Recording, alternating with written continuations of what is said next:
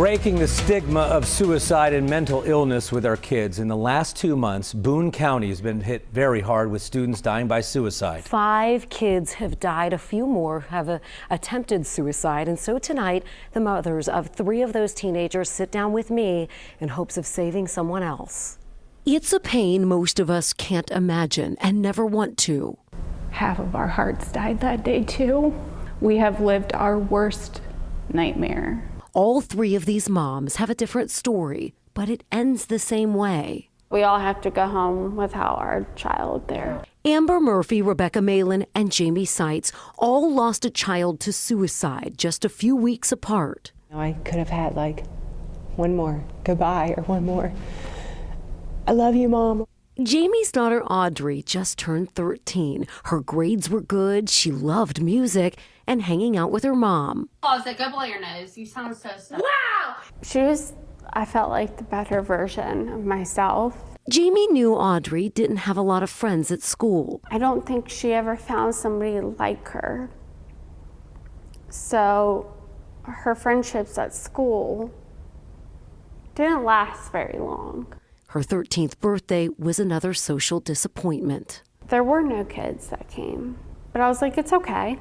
Jamie chalked it up to typical teenagers and the struggles of junior high, but everything changed on December 2nd.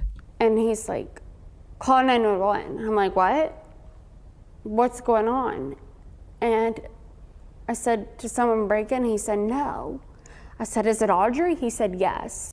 The hardest part is nothing seemed out of the ordinary, not even in the hours before Audrey died. She ate dinner. She took a shower. She laid out her school clothes for the next day. 12 days later, Braden Malin did the same thing, a decision that couldn't be undone. Literally, we had no signs. He was pretty much the same Braden kid. Braden was just 17, in his senior year playing the sport he loved. Off the field, he was known as B. Malin, always wearing his white Cooper ball cap and designer gym shoes. He was somebody that always listened to other kids. He gave the best hugs, and he was a big jokester. Rebecca remembers the last time she saw him alive. They had plans to make chocolate-covered Oreos for his grade school teachers. And he said, okay, Mom, I'm so excited to see Lisa. I can't wait to see her. And I said, okay. I came home, went to go wake him up, went to go get him ready for dinner, and he was gone.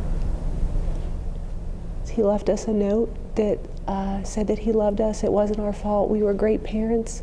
He knew that he could talk to us, but he didn't want to burden us. 3 weeks later, on New Year's Eve, another family shattered. It sounded like a piece of furniture had fallen in the basement. And I looked at my husband, I'm like, what was that? We ran downstairs and the bathroom door was locked. Cameron Murphy was a sophomore, just learning to drive. All right, you're good. First driving experience. He loved gaming, would beat all of his friends and family, never wanted to put a book down, and was kind. Cameron was probably, in a mother's eyes, the biggest heart possible.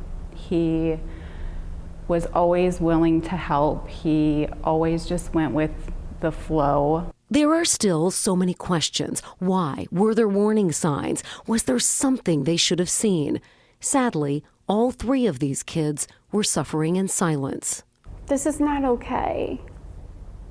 And I don't know what to do, but I do know like something has to be done.